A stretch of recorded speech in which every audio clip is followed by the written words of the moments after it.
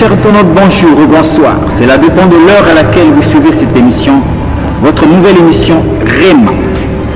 Réma, Révélation. Cette nouvelle émission est produite par le studio Autem Studio Création. Et nous sommes le samedi 10 mai 2019. Bien chers internautes, vous qui nous suivez au travers le monde entier, en Alaska, en Allemagne, en Nouvelle-Zélande, à Washington, Japon, pourquoi pas à l'Équateur, au fin fond de l'Équateur, à Massimanimba, partout dans le monde entier, vous suivez cette émission au travers le net. Eh bien, dans cette nouvelle émission, bien aimé dans le Seigneur, cette nouvelle émission Réma, nous avons comme thème de la bannière à la trompette. De la bannière à la trompette, ce thème est tiré d'un passage biblique.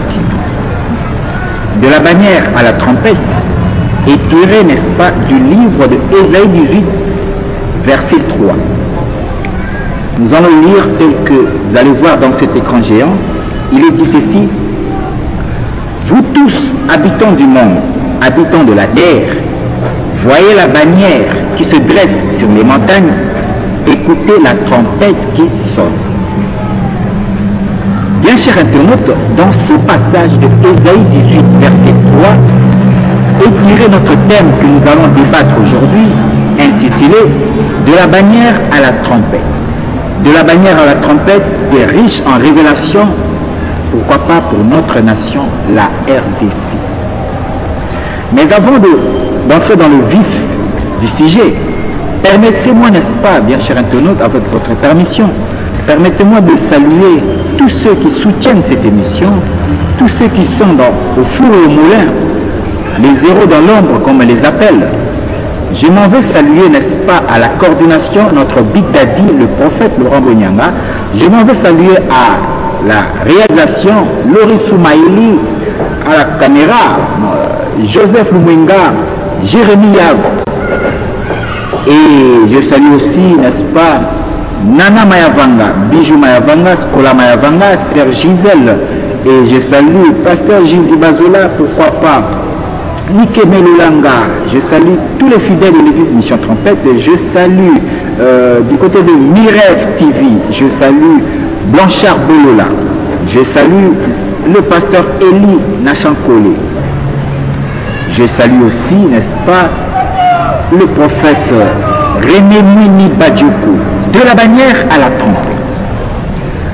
Ce que nous allons dire dans ce passage, bien aimé dans le Seigneur, de Ésaïe 18, verset 3, nous devons d'abord savoir, de même que les personnes, un individu peut avoir un appel de Dieu, de même aussi les nations ont un appel.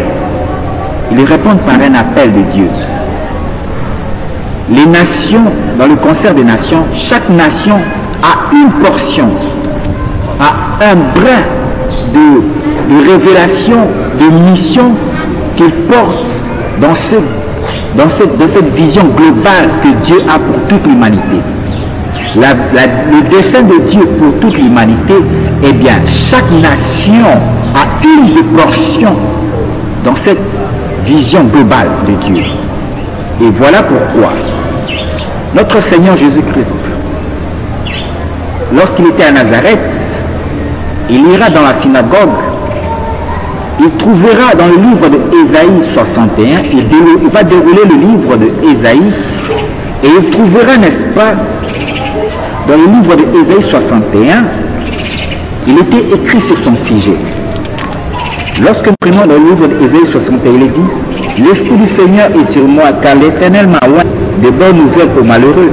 Il m'a envoyé pour guérir ceux qui ont le cœur brisé, pour proclamer aux captifs la liberté et aux prisonniers la délivrance, pour publier une année de grâce. Et justement, lorsque vous allez voir dans le livre de Luc 4, la Bible dit ceci: à Nazareth, où il avait été élevé, et selon sa coutume, il entra dans la synagogue le jour du sabbat.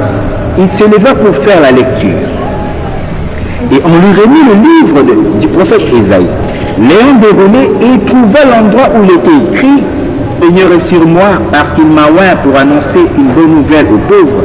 Et il m'a envoyé pour guérir ceux qui avaient le cœur brisé, pour proclamer aux captifs la délivrance et aux aveugles le recouvrement de la vue, pour renvoyer libres les opprimés, pour publier une année de grâce du Seigneur. La Bible dit ceci. Et il roula le livre, le remit au serviteur et s'assit. Tous ceux qui se trouvaient dans la synagogue avaient le regard fixé sur lui. Et justement, le Seigneur dira ceci. Alors, il commença à leur dire, aujourd'hui cette parole de l'Écriture que vous venez d'entendre est accomplie. Donc, le Seigneur Jésus-Christ s'était retrouvé. Il avait trouvé son appel dans le livre de Ésaïe 61. C'est pour dire quoi? De même qu'une personne peut avoir un appel de Dieu, mais il faut que cet appel soit spécifié dans le Logos, dans la parole écrite de Dieu. Vous pouvez, au cours d'un songe, recevoir un appel de Dieu pour répondre à son service, à son appel. Mais il faut que l'appel de Dieu, qu'il a été donné, soit par une révélation, soit par dans le songe, mais il faut que cet appel que Dieu vous donne soit spécifié dans sa parole écrite. Car la Bible dit que les prophéties seront abolies, mais la parole de Dieu restera éternellement. Donc, le Seigneur Jésus-Christ avait trouvé son appel dans le livre d'Ésaïe. De même qu'une nation doit avoir l'appel de Dieu, et cet appel doit être spécifié noir sur blanc dans sa parole. Et justement, le livre, d'aucuns ignorent que le livre d'Ésaïe 18 est l'appel spécifique à notre nation, la RDC.